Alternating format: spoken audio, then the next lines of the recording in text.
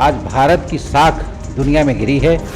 संविधान निर्माता भारत रत्न डॉक्टर बाबा साहब अम्बेडकर जी की मूर्तियां गांव-गांव लगाई गई हैं। सभी उनके अनुयायी, हम सब उनके अनुयायी हैं। अब घोषणा पत्र इसलिए जारी कर रहे हैं कि इनके विदाई का समय है। हमारे साथ बात करने के लिए सपा जिला अध्यक्ष वीरेंद्र जी हैं। हम इनसे बात करते हैं कि 2024 के लोकसभा चुनाव को लेकर क्या तैयारियां चल रही हैं। सर, आपका श्रेष्ठ यूपी में स्वागत है। देखिए, 2024 के चुनाव को लेकर के हमारी पूरी तैयारी है और हम लोगों का बूथ स्तर का प्रबंधन पूरा चाक चौबंद है। और जैसा कि आप जानते हैं कि इंडिया गठबंधन में ये हमारी रायबरेली और अमेठी ये जनपद दो लोकसभा क्षेत्र में लगता है। दोनों लोकसभा क्षेत्रों में कांग्रेस पार्टी को ये सीटें गई हुई हैं और हम कांग्रेस पार्टी के साथ मिल करके रायबरेली और अमेठी में ऐतिहासिक जीत दर्ज करने जा रहे हैं। और भारतीय जनता पार्टी की जो कुनीतियां हैं और जो उन्होंने दुख दिया है किसानों को, मजदूरों को, छात्रों को, नौजवानों को, बेरोजगारों को, व्यापारियों को जो कष्ट दिया है, उससे रायबरेली, अमेठी सहित पूरा उत्तर प्रदेश दुखी है, निराश है।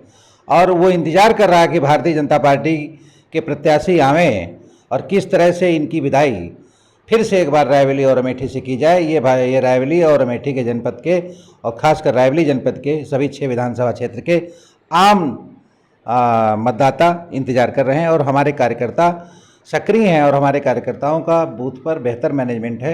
निश्चित तौर से हम गठबंधन प्रत्याशी को रिकॉर्ड वोट से जिताने काम करेंगे। जैसे कि आपका 17 सीटों से गठबंधन हुआ है, अभी तक रायबरेली और अमेठी में प्रत्याशी नहीं उतारे जा रहे हैं। प्रत्याशी की चिंता आप छोड़ दीजिए, प्रत्याशी उतरेंगे और प्रत्याशी मजबूत उतरेंगे। ऐसे प्रत्याशी उतरेंगे कि जो इंडिया गठबंधन को बहुत मजबूती की तरफ ले जाएंगे और निश्चित तौर से भारतीय जनता पार्टी हमारे प्रत्याशियों के सामने कहीं दिखेगी नहीं। अभी मोदी जी ने एक भाषण में बोल रहे थे कि कांग्रेस ने अम्बेडकर का अपमान करती है। वो झूठ बोलते हैं मोदी जी। मोदी जी के लोग सबसे अधिक अपमान करते हैं। और आप रिकॉर्ड तो मैं नहीं बता सकता, लेकिन जो हम लोग धरातल पे या जनजीवन जो जिस जीवन में हम लोग रहते हैं, हम लोग आए दिन देखते हैं संविधान निर्माता भारत रत्न डॉक्टर बाबा साहब अम्बेडकर जी की मूर्तियां गांव-गांव लगाई गई हैं। सभी उनके अनुयायी, हम सब उनके अनुयायी हैं। हम लोग और हमारे सभी साथियों ने तमाम मूर्तियां गांव-गांव लगा रखी हैं। आप रिकॉर्ड देख लीजिए, डाटा देख लीजिए, लोगों से बात कर लीजिए, तो आपको खुद समझ में आ जाएगा कि उनकी जो श्रद्धा के रूप में हम लोगों ने मूर्तियाँ लगाई हैं, उनकी मूर्तियों का अगर सबसे अधिक अनादर कभी हुआ है तो भारतीय जनता पार्टी की सरकार में हुआ है। अभी अखिलेश जी मुख्तार के घर गए थे, श्रद्धांजलि जले, उस पर भी बीजेपी तंज कस रही है कि अपराधियों के साथ। देखिए, बीजेपी के पास कुछ है तो है नहीं। बीजेपी जब निराश है, दुखी है, तो वो इसी तरह की बात करती है। कभी इंडिया गठबंधन को इंडी गठबंधन का नाम देते हैं, कभी जो हमारे निर्वाचित विधायक हैं और जो जनप्रतिनिधि हैं उन्हें पता नहीं किन नामों से पुकारते हैं। ये भारतीय जनता पार्टी के अपने संस्कार हैं और किसी की गमी में जाने से, और वो हमारी पार्टी के लोग हैं, हमारी पार्टी के सांसद हैं, हमारी पार्टी के विधायक हैं, उनके घर में अगर गमी हुई है तो हम नेता लोग हमारे वो जाएंगे ही। हम लोग तो कार्यकर्ताओं की पार्टी है, हमारे नेता हर छोटे छोटे कार्यकर्ताओं के यहाँ जाते हैं। उसी क्रम में वो गए थे। भारतीय जनता पार्टी क्या कहती है उससे हम लोगों को कोई सरोकार नहीं है। जब जब कोई बात होगी, कहीं कोई कष्ट में होगा, दुख होगा, तो हमारी पार्टी और हमारे नेता सदैव जाते रहेंगे। भारतीय जनता पार्टी का आज घोषणा पत्र जारी हुआ है, इसको आप लोग किस नज़रिए से? भारतीय जनता पार्टी का घोषणा पत्र, पहले तो घोषणा पत्र ही नहीं जारी करते थे, अगर आपको पता होगा। इस बार जब हम सब ने जो घोषणा पत्र, हमारी पार्टी ने और दलों ने जब घोषणा पत्र जारी करने का काम किया है, तो ये अब घोषणा पत्र इसलिए जारी कर रहे हैं कि इनके विदाई का समय है। अब इनको कुछ दिख नहीं रहा है तो झूठी बात करने की बात कर दी। ये वही भारतीय जनता पार्टी और ये वही भारतीय जनता पार्टी के प्रधानमंत्री हैं जिन्होंने कहा था कि हम 15 लाख रुपए हर खाते में देंगे, जिन्होंने कहा था कि हम 2 करोड़ नौकरियां हर साल देंगे, जिन्होंने कहा था कि हम बुलेट ट्रेन चलाएंगे, जिन्होंने कहा था कि अपनी कॉन्स्टिट्यूंसी बनारस को क्वेटो बनाएंगे, और जिन्होंने कहा था कि उत्तर प्रदेश का नाम पता नहीं कहाँ कहाँ होगा और इस देश की प्रगति कहाँ हुई। आज देश कहने में दुख होता है। आज भारत की साख दुनिया में गिरी है और उत्तर प्रदेश की बेरोजगारी बढ़ी है। उत्तर प्रदेश का युवा पलायन के लिए बाध्य है। मनरेगा जैसी महत्वपूर्ण योजनाओं में धन नहीं है और धन जो भी है उसका बंदरबाट हो रहा है।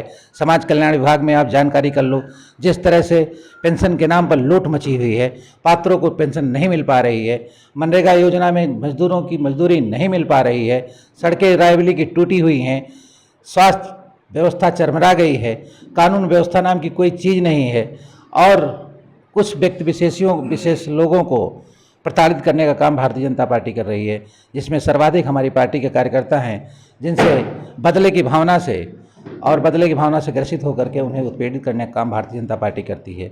यही है भारतीय जनता पार्टी के पास, और कुछ नहीं है। बता दीजिए, रायबरेली में आप एक भी कारखाना अगर रायबरेली में या एक भी संस्थान रायबरेली में अगर भारतीय जनता पार्टी के केंद्र सरकार 10 वर्ष हो गए और उत्तर प्रदेश सरकार के 7 वर्ष पूरे हो गए, आप बता दो कि एक भी कोई कारखाना या कोई बड़ा संस्थान या स्वास्थ्य सेवाओं में कोई संस्थान या कोई बड़ा प्रोजेक्ट या कोई बड़ा बिजली का कारखाना या कोई बड़ा पढ़ने का शिक्षा का कोई बड़ा उपक्रम अगर लगाया हो तो बता दो। क्या दुनिया भर में बताते हैं कि उत्तर प्रदेश में इतने मेडिकल कॉलेज खुल गए, कहते हैं कि इतने हमने महाविद्यालय खोल दिए, इतने इंजीनियरिंग कॉलेज खोल दिए, और न जाने कितने IIT की बात करते हैं, IIM की बात करते हैं। क्या रायबरेली में नहीं खोल सकते हैं? रायबरेली और अमेठी में हैं तो देश की मानव संसाधन विकास मंत्री भी रही रायबरेली की सांसद, अमेठी की सांसद तो मानव संसाधन मंत्री भी रही। मानव संसाधन में तो शिक्षा क्षेत्र का काम होता है। क्या अमेठी क्षेत्र में एक बड़ा विश्वविद्यालय नहीं खोल सकती थी? नहीं खोला उन्होंने, इसलिए कि कार्य करने की उनके अंदर क्षमता नहीं है। अब मैं ये बात कहता हूँ कि हमारी गठबंधन की जो पार्टी है कांग्रेस पार्टी, उसने अमेठी में काम करने का काम किया है। हमारी पार्टी ने, हमारे मुख्यमंत्री माननीय अखिलेश यादव जी ने अमेठी में और रायबरेली में बहुत बड़े बड़े काम किए हैं। मैं अभी उंगली में मुझे याद है, गिना सकता हूँ, पूरे 5 वर्ष के कार्यकाल में 29 बड़े पावर स्टेशन देने का काम रायबरेली को हुआ है। रायबरेली में शहर में 24 घंटे बिजली देने का काम हमारी समाजवादी पार्टी की सरकार में हुआ है। 16 से 18 घंटे बिजली देने का काम ग्रामीण क्षेत्रों में लाइनें बदल करके नए पावर स्टेशन 29 नए पावर स्टेशन लगा करके रायबरेली की बिजली व्यवस्था हमारी पार्टी के अखिलेश यादव जी के मुख्यमंत्री काल में हुआ है। एम्स जो आपका बना हुआ है, ये समाजवादी पार्टी के राष्ट्रीय अध्यक्ष हो उस समय के मुख्यमंत्री अखिलेश यादव जी की दी गई जमीन पर यूपीए की चेयरपर्सन सोनिया गांधी जी के द्वारा ये एम्स की स्थापना हुई है। आपका जो modern rail coach factory Lalganj में लगी हुई है, ये जमीन हमारी पार्टी के पूर्व मुख्यमंत्री और हम सबके नेता माननीय मुलायम सिंह यादव जी ने दिया था, और तब यूपीए की चेयरपर्सन सोनिया गांधी जी ने मनमोहन सिंह के प्रधानमंत्री काल में लालगंज में वो रेल कोच फैक्ट्री लगवाने का काम किया है। और तमाम पुल हैं, तमाम हाईवे हैं, ये सारे देने का काम समाजवादी पार्टी की सरकार ने किया है, और पहले कांग्रेस की पार्टी भी देती रही है। लेकिन भारतीय जनता पार्टी, आप बता दीजिए, एक भी हाईवे उनके द्वारा दिया गया एक भी हाईवे अगर साकार रूप ले रहा हो तो बता दो। घोषणा की बात अलग है, घोषणाएं कुछ भी कर दो आप, लेकिन वो मूर्त रूप भी लेना चाहिए। एक भी इनका हाईवे आज तक मूर्त रूप नहीं लिया है। एक भी डिस्ट्रिक्ट कनेक्टिविटी की जो भी सड़कें हैं, तहसील कनेक्टिविटी की जो भी सड़कें हैं, एक भी आज बनकर तैयार नहीं है। आप कहीं भी चले जाओ, आप रायबरेली के ही रहने वाले हो, क्या रायबरेली शहर में गड्ढे नहीं है? देहात में आप चले जाओ, रोज दुर्घटनाएं हो रही हैं। एक तरफ टूटी सड़कों से दुर्घटनाएं हो रही हैं, उसी तरफ आवारा पशुओं द्वारा रोज दुर्घटनाएं हो रही हैं। किसान त्राहिमाम है, रोड पर चलने वाला राहगीर परेशान है, तमाम दुर्घटनाएं हो जा रही हैं, लोग यतीम हो जा रहे हैं। ये भारतीय जनता पार्टी ने जरूर रायबरेली को दिया है। अध्यक्ष जी, जैसा कि युवा सड़कों पे घूम रहे हैं, बेरोजगारी भी बढ़ी हुई है, महंगाई भी चरम पर है, इसे आप किस नज़रिए से देख रहे हैं? यही बेरोजगारी और यही महंगाई और भारतीय जनता पार्टी के झूठे वादे 2024 का जो वोट पड़ने जा रहा है, ये परिणाम देगा, और भारत, उत्तर प्रदेश सहित पूरे भारत से भारतीय जनता पार्टी की विदाई होने जा रही है। अध्यक्ष जी, आपके 4 विधायक जनपद में थे, मनोज पांडे जी बीजेपी में चले गए, क्रॉस वोटिंग किया, क्या लग नहीं रहा कि जब 24 का चुनाव होगा तो कहीं ना कहीं नुकसान नहीं हो सकता? हमारी पार्टी की बदौलत वो विधायक थे, उनकी बदौलत हम लोग, समाजवादी पार्टी मजबूत नहीं थी रायबरेली में, उनकी, हमारी पार्टी और हमारे नेता की बदौलत वो विधायक थे। और आने वाले समय में ऊंचाहार विधानसभा में आप खुद जानकारी कर लो, समाजवादी पार्टी का विधायक बनेगा, कोई व्यक्ति विधायक नहीं बनता है, और ना ही व्यक्ति विधायक बना है। गलतफहमी में वो लोग होंगे जहां पे वो बात करते होंगे, और गलतफहमी में वो खुद भी होंगे। आने वाला समय बताएगा कि समाजवादी पार्टी कितनी मजबूत है ऊंचाहार में। उनके जाने और न जाने से कोई असर नहीं पड़ता है। वो जाएं, उनका अपना सोचना था, वो चले गए, उस पर पहले भी हम बोले हैं, आज भी बोल रहे हैं, उनके जाने से समाजवादी पार्टी के इंच मात्र कोई असर नहीं है, और हमारी पार्टी के एक भी वोट पर उनका असर नहीं है। निश्चित तौर से वो उनका अपना जरूर नुकसान हुआ है, समाजवादी पार्टी का कोई नुकसान नहीं हुआ। हमारे साथ बात करने के लिए सपा जिलाध्यक्ष बीरेंद्र जी थे, जिन्होंने साफ साफ कहा है कि रायबरेली और अमेठी में दोनों जगह से सूची जल्द ही जारी हो जाएगी गठबंधन की, और प्रत्याशियों की जीत भी होगी। श्रेष्ठ यूपी के लिए पंकज कुमार, रायबरेली। उत्तर प्रदेश की हर खबर से अपडेट रहने के लिए श्रेष्ठ यूपी को करें सब्सक्राइब, बेल आइकन दबाएं और देखते रहें श्रेष्ठ यूपी।